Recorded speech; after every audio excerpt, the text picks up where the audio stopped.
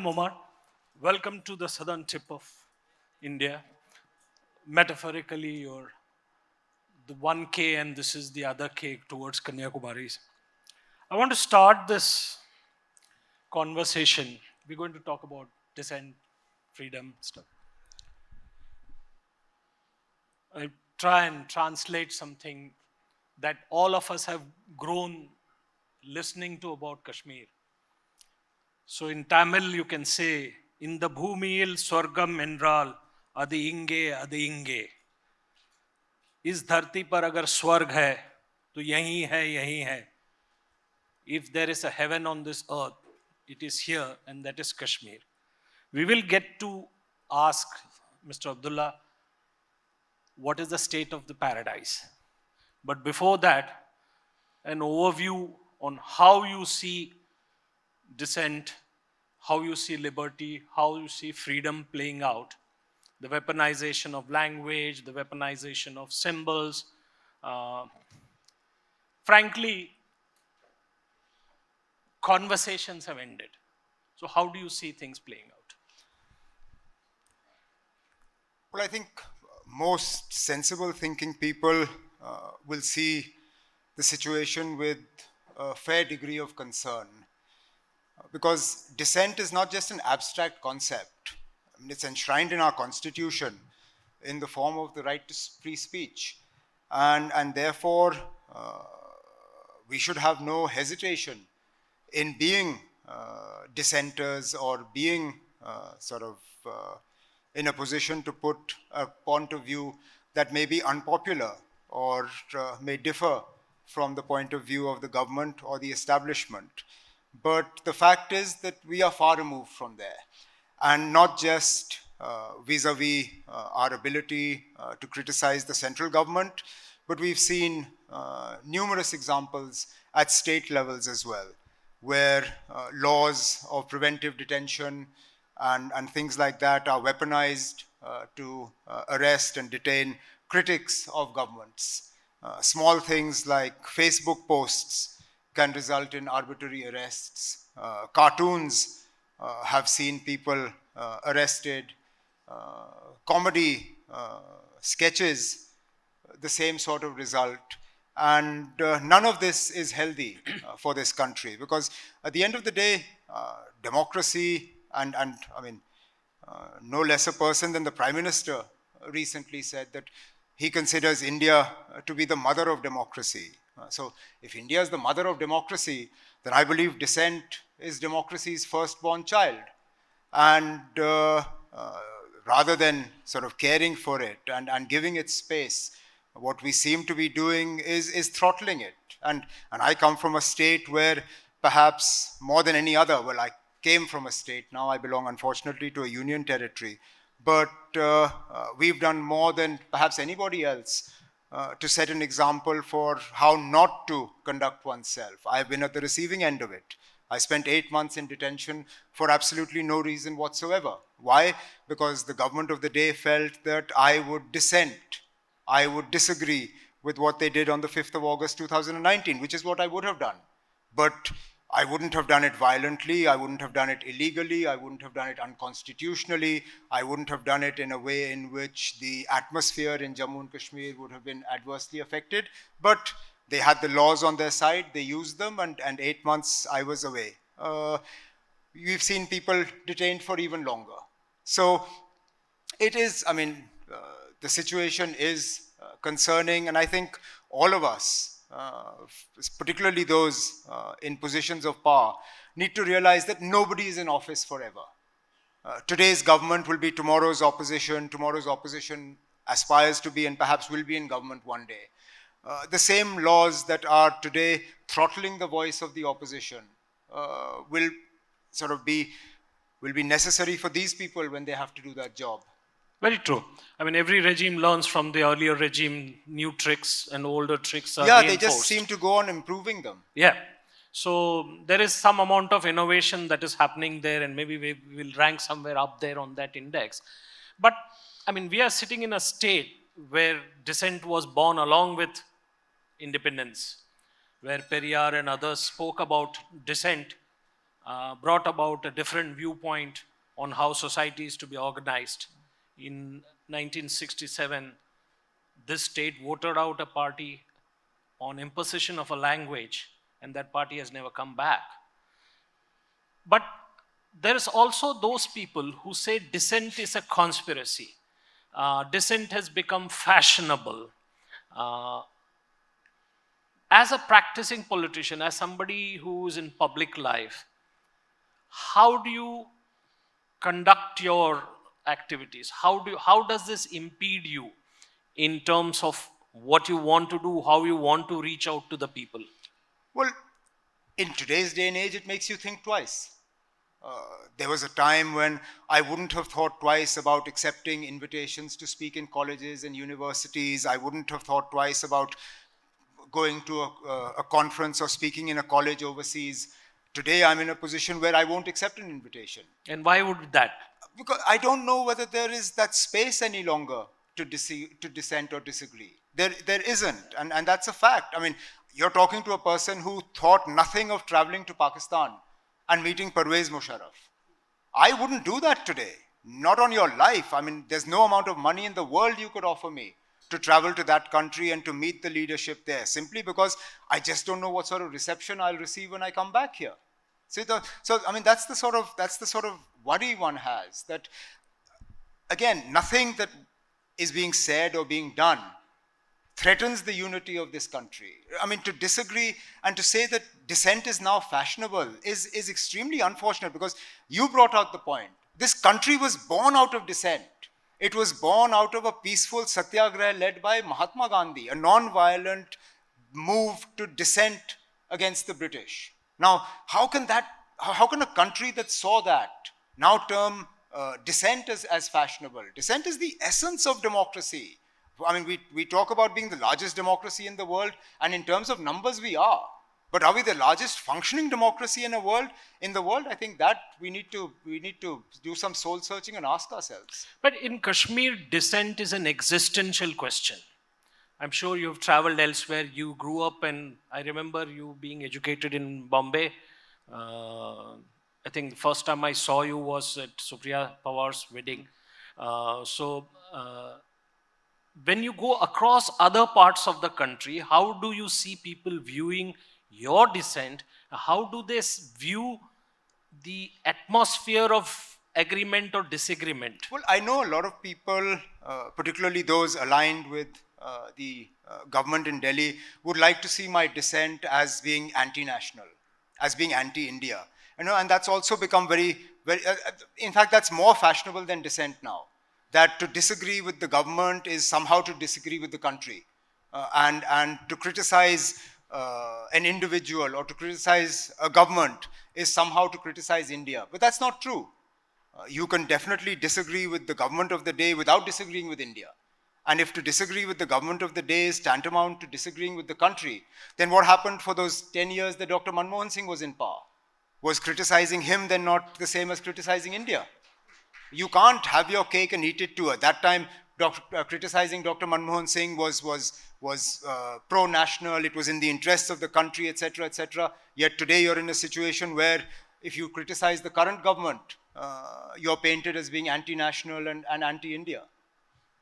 So, just to step back a minute,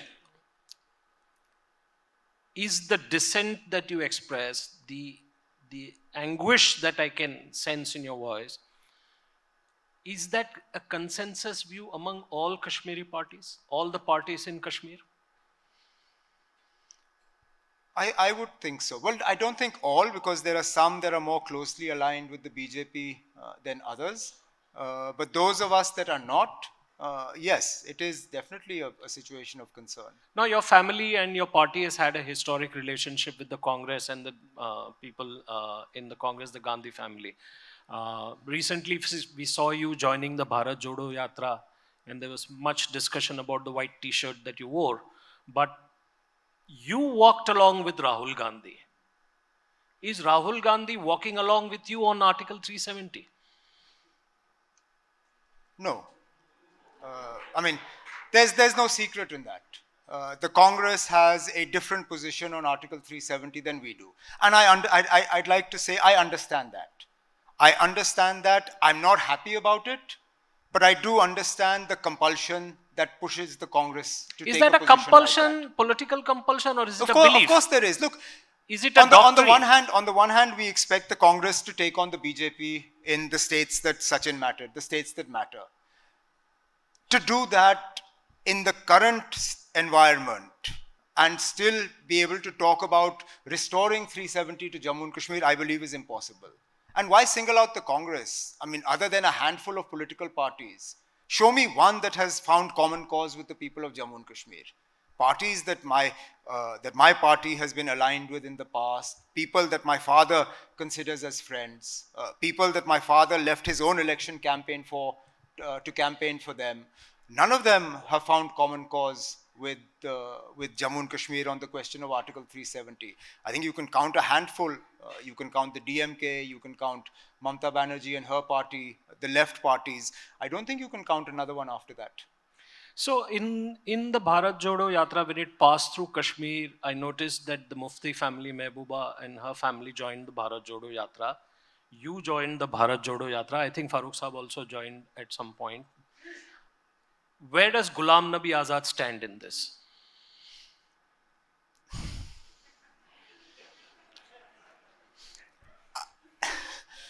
I don't know.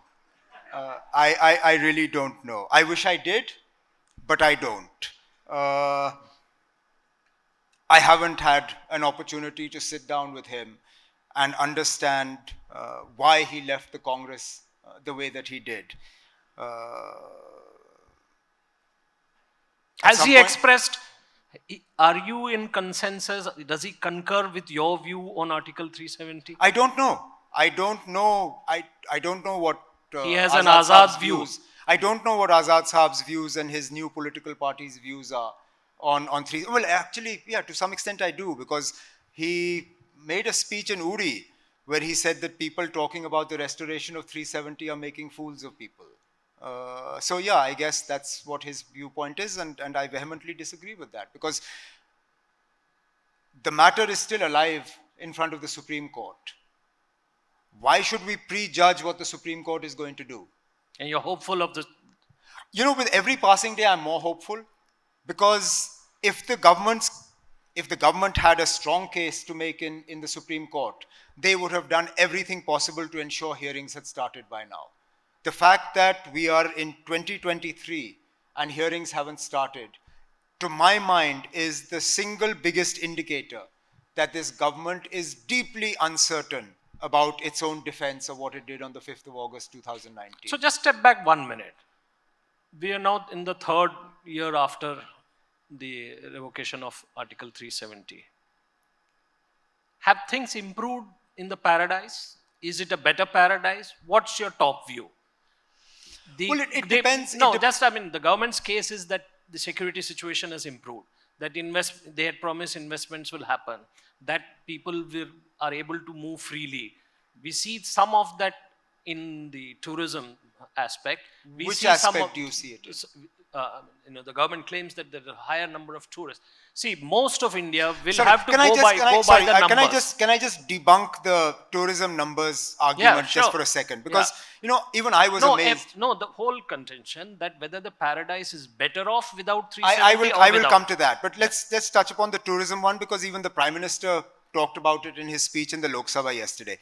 I was amazed when the government released the tourism numbers and they were 1 crore 30 lakh something. And, I couldn't believe it, because having been chief minister myself, I just didn't know where these tourists were coming from.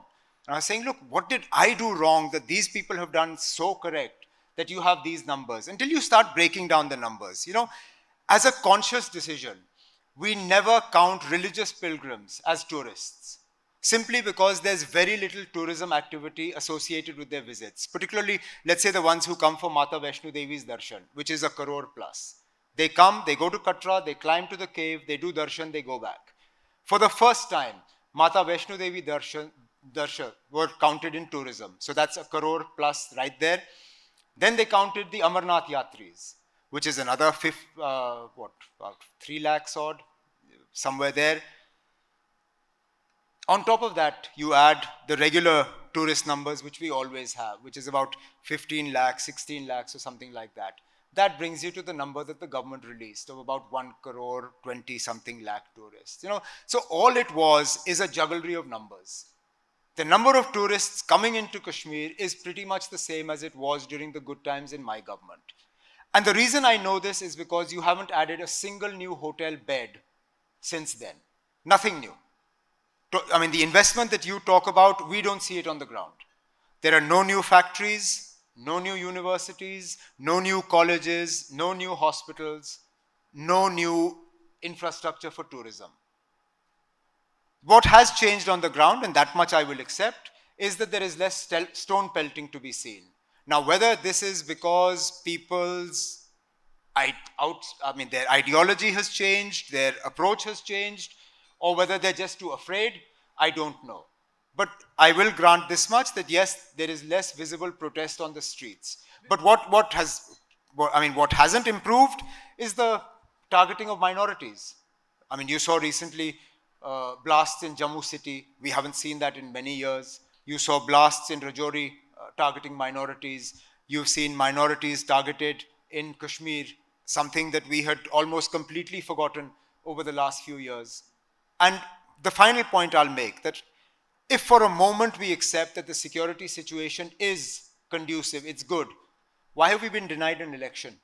Okay, I'll come to that once again.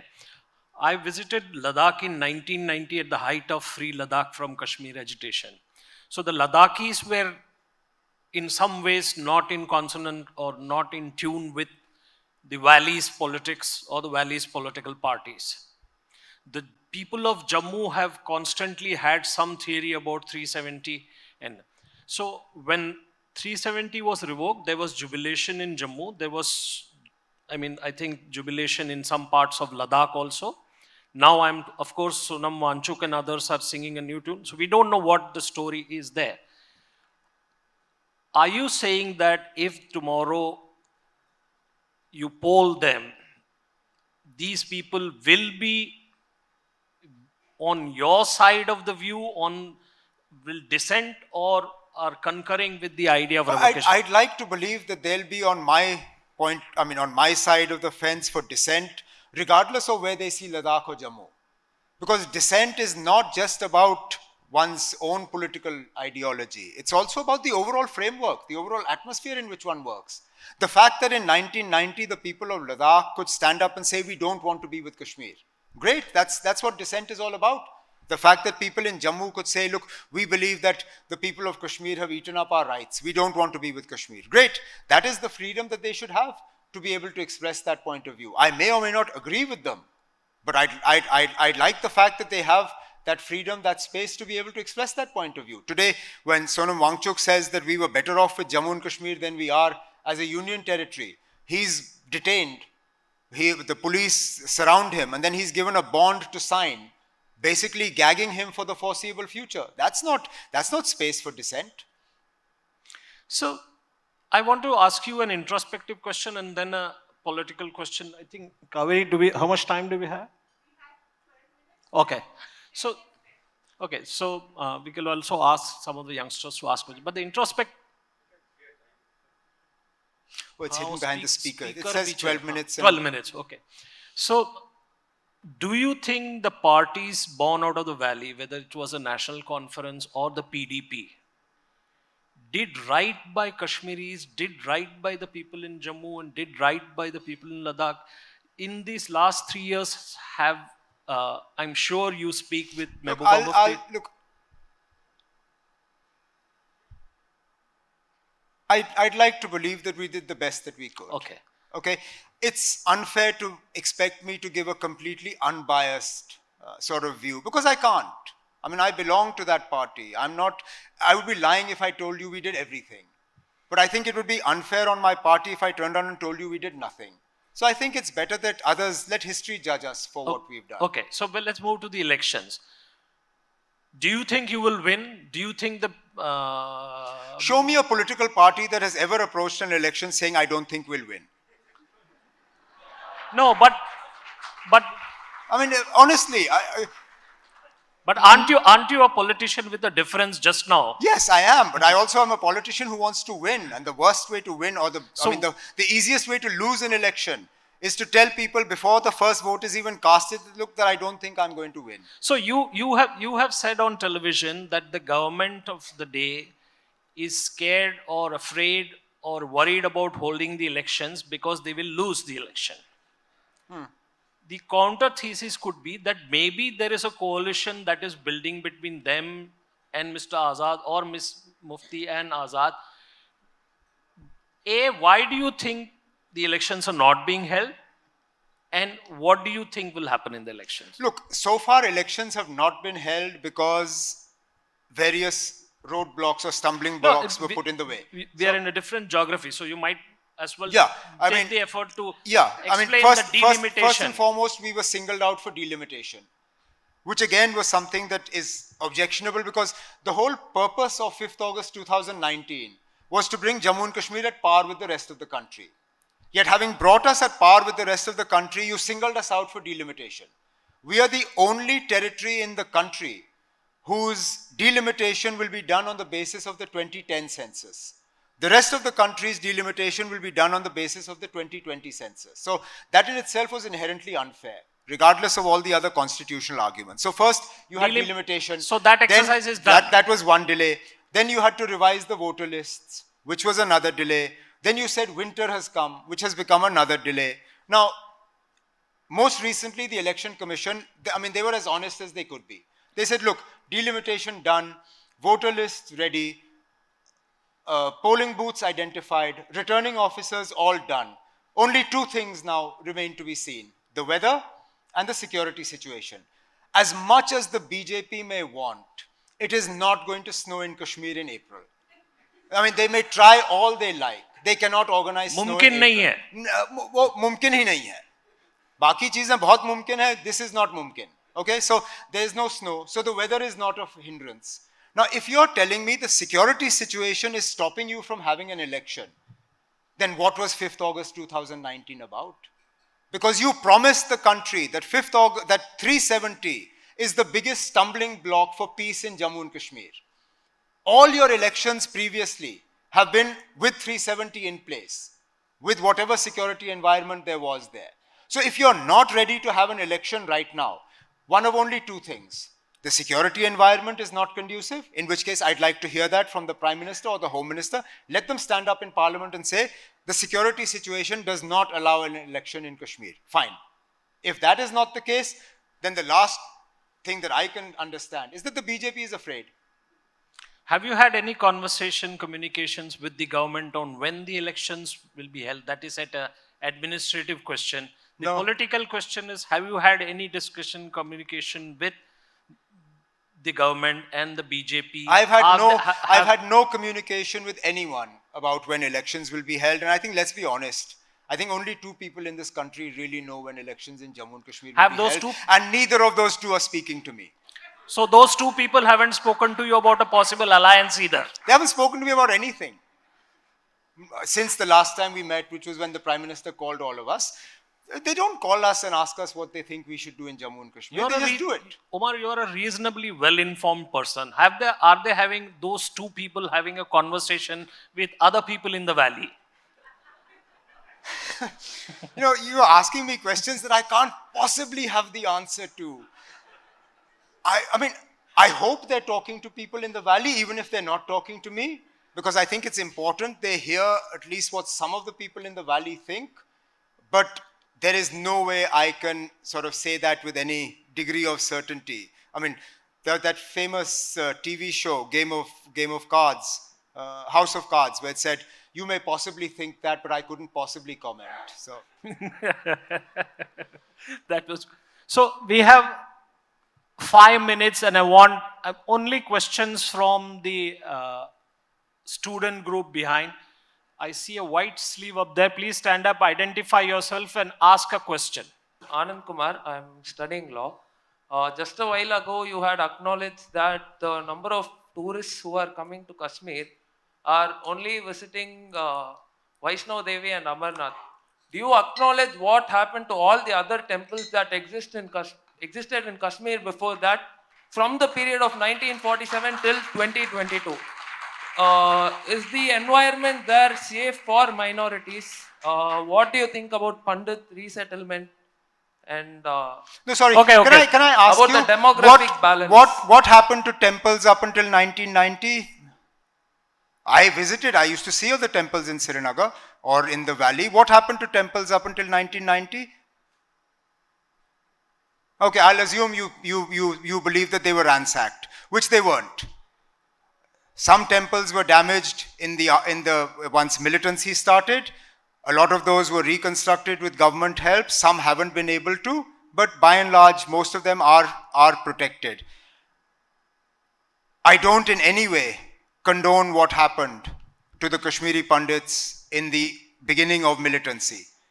What happened was abominable. It should never have happened. Kashmiri Pandits should never have had their sense of security snatched away from them. I'll be the first person to say that they should be given that sense of security so they can come back and resettle where they left from. That being said, the environment for them to come back is a lot worse today than it was maybe 4 years ago, for various reasons. The fact that you have seen targeted attacks against minorities in Kashmir today, which is something we hadn't seen for many years before this, is a matter of deep concern, and it's something we should all ponder over. Just a follow-up question on that. Do you think since 1990 there was ever a reasonable case, reasonable possibility of the Pandits being resettled in Kashmir? Was there a period, a year where this could have happened? Yeah, I think while Dr. Manmohan Singh was in office, and we actually had a move to resettle a number of them. They were, I won't say they were in the lakhs, but in the thousands, with various jobs and other incentives to help them re-establish a productive life in the valley. There was a movement of some of these youngsters back into the valley. That has reversed today, because the people who had settled at that time, were working in the valley, are today agitating in Jammu, asking to be resettled back outside of the valley. So that was an opportunity that we had, both to sort of move forward on the Kashmiri Pandit issue, on the Armed Forces Special Powers Act issue. This was a space that we had, but we don't have it any longer. 2 more questions, only students.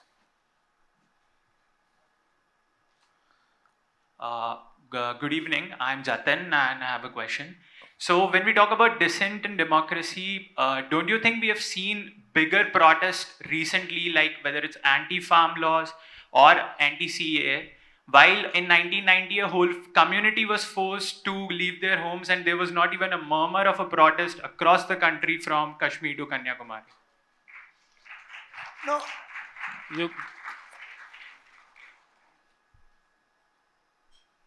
I'm glad you touched upon the CAA, because I hardly think that's something that should be bragged about. The way in which the protesters who were protesting against the CAA are today facing cases. A lot of them are still incarcerated. Many of them under preventive detention. Is something that when you can Google it, please do, and you'll find a long list of people who are still detained. Let's not forget how the government tried to completely squash the farmers' protests, terming them, and even with anti-terror cases being filed against some of the leaders of that protest, economic offense cases being filed against them. So it's not as if the government didn't try to use the laws that it has at its disposal, both against the anti-CAA and the farmers' protests. So let's not try and give this impression here that the government was very magnanimous in allowing anti-CAA or the farmer protests. Now, as far as what happened in 1990, look, whether there were protests or not, I don't know. But I don't think you had very many people in the country who stood up and justified what happened to the Kashmiri Pandits. I mean, I know you're probably too young to remember newspaper coverage at that time, but ask the New Indian Express to pull out some of their archive material. I'm sure you'll find that newspapers, editorials, magazines, television news coverage, civil society, they were all resoundingly opposed to what was happening to the Kashmiri Pandits at that time. Yes, you may not have seen them on the streets doing it, but that doesn't mean they weren't opposed to it. We have just one more question. Yes, that lady there. Yeah, good afternoon. I'm Nandini. By definition, tourism includes pilgrimage tourism as well. And it's one of the ancient forms of tourism as well. So, while debunking the numbers that were mentioned in the Lok Sabha, may I know why you meant that, tourism cannot... Look, I'll tell you why we don't count tourism as, and particularly in this respect. It's one thing to talk about, let's say, the Buddhist circuit and bring tourists from Thailand and elsewhere to Bihar and those parts, or you bring them to South India to visit the temples here. Our own experience with regard to, let's say, again, I'll make the point of the pilgrims who come to Mata Vaishno Devi. They don't go beyond the temple. Tourism works if you stay in a hotel, you visit restaurants, you go to the handicraft shops, you come to Chennai and then you go to the neighboring towns. You leave Chennai, go to Pondicherry. Now that's tourism.